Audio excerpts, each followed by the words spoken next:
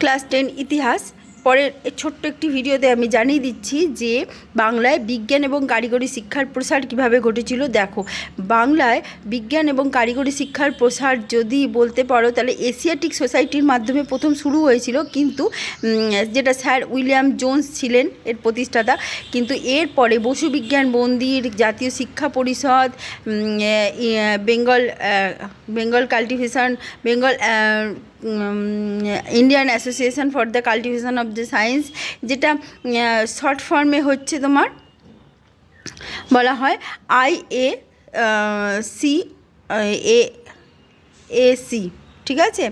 এটা IACS, ঠিক আছে। এটা Indian association for the cultivation of science, IACS, ঠিক আছে। আচ্ছা, এটা মেন ব্যাপার হচ্ছে এখানে মৌলিক গবেষণার একটা ক্ষেত্র তৈরি হয়েছিল, এবং যেক্ষেত্রে গবেষক, বিজ্ঞানের ক্ষেত্রে গবেষকরা আসুক, আরও বেশি করে গবেষণা হোক, এবং গবেষণা হলেই নতুন নতুন ক্রিয়েশান তৈরি হবে, নতুন নতুন ভাবনা আসবে, নতুন নতুন চিন্তাভাবনার সঙ্গে নতুন কিছু উদ্ভাবন হবে। এর প্রচেষ্টাতেই এই মানে সংস্থাটি তৈরি হয়, এবং এখানে বিশুদ্ধ বিজ্ঞানের বিভিন্ন শাখা, ঠিক আছে, সেই বিষয়ে কিন্তু গবেষণার ক্ষেত্র তৈরি করা হয়েছিল। আর সেখানে ডক্টর মহেন্দ্রলাল সরকার এখানে ছিলেন অন্য প্রতিষ্ঠাতা। তিনি ফাদার ইউজিন লাফোর সহায়তায় এটা প্রতিষ্ঠা করেছিলেন। দেখো, মহেন্দ্রলাল সরকার কিন্তু খুব বিখ্যাত একজন ডাক্তার ছিলেন। তিনি রামকৃষ্ণ পরমহংসদেবের যে গলায় যে ক্যান্সার হয়েছিল সেই ক্যান্সারের চিকিৎসা করেছিলেন। তিনি প্রথমে অ্যালোপ্যাথি চিকিৎসক ছিলেন, পরে হোমিওপ্যাথি চিকিৎসক হন। আর এই যে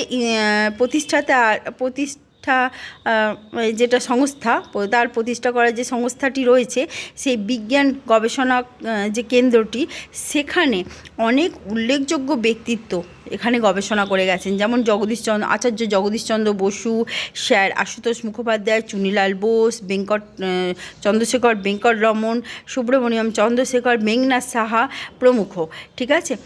এছাড়া এখানে গবেষণা করেই বিজ্ঞানী চন্দ্রশেখর রমন তার বিখ্যাত রমন ক্রিয়া এটা আবিষ্কার করেছিলেন। এই সমস্ত কিছু বলা হয়েছে।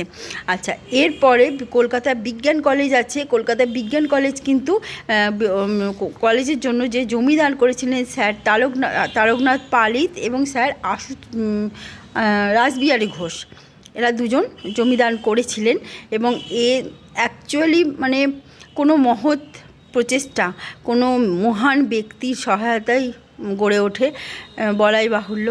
এবং এই দুজন বিখ্যাত এবং মহান ব্যক্তিত্ব এগিয়ে এসেছিলেন বলেই এত বড় একটা প্রতিষ্ঠান গড়ে উঠেছিল, যেটা হচ্ছে কলকাতা বিজ্ঞান কলেজ। আশুতোষ মুখোপাধ্যায় কলকাতা বিজ্ঞান কলেজের সঙ্গে যুক্ত ছিলেন, এবং তিনি এখানে উদ্যোগও নিয়েছিলেন। এছাড়া যেটা আচার্য প্রফুল্লচন্দ্র রায়, স্যার চন্দ্রশেখর রমন, শিশির কুমার মিত্র প্রমুখ ব্যক্তিত্ব এখানে শিক্ষাদান করেছিলেন। আচার্য প্রফুল্লচন্দ্র রায়ের বেঙ্গল কেমিক্যালসের কথা নিশ্চয়ই সবাই জানো। সেই বেঙ্গল কেমিক্যালস কিন্তু স্বপ্ন দেখিয়েছিল দেশকে স্বনির্ভর হওয়ার, যাতে যারা সায়েন্টিস্ট, মানে যারা সায়েন্স নিয়ে পড়াশোনা করছে, তারা যাতে পরবর্তীকালে গবেষণা করে এবং সায়েন্সকে আরও বেশি করে সামনের দিকে এগিয়ে নিয়ে যায়, আরও বেশি আপডেট করে, আরও বেশি উন্নত করে তোলে, আরও উন্নত টেকনোলজির সঙ্গে যুক্ত করে। তার জন্যই এই গবেষণা কেন্দ্রগুলো প্রতিষ্ঠিত হয়েছিল। তার মধ্যে আরেকটি হচ্ছে বসু বিজ্ঞান মন্দির। প্রেসিডেন্সি কলেজের অধ্যাপক ছিলেন আচার্য জগদীশচন্দ্র বসু। তিনি কিন্তু সেই অধ্যাপনার কাজ ছেড়ে দিয়ে বসু বিজ্ঞান মন্দির স্থাপনা করেছিলেন। সেই বসু বিজ্ঞান মন্দিরে কিন্তু অনেক কিছু বিষয় মানে পড়াশোনা করা, গবেষণা করার ব্যবস্থা ছিল, যেটা হচ্ছে মাইক্রোবায়োলজি, বায়োকেমিস্ট্রি, বায়োফিজিক্স, পরিবেশ বিজ্ঞান, উদ্ভিদবিদ্যা, রসায়নবিদ্যা, ফিজিক্স, সমস্ত কিছু নিয়ে গবেষণার ব্যবস্থা ছিল। এছাড়া তিনি কেসকোগ্রাফ বলে একটি যন্ত্র আবিষ্কার করেছিলেন, যার মাধ্যমে তিনি প্রমাণ করেছেন যে উদ্ভিদের প্রাণ আছে।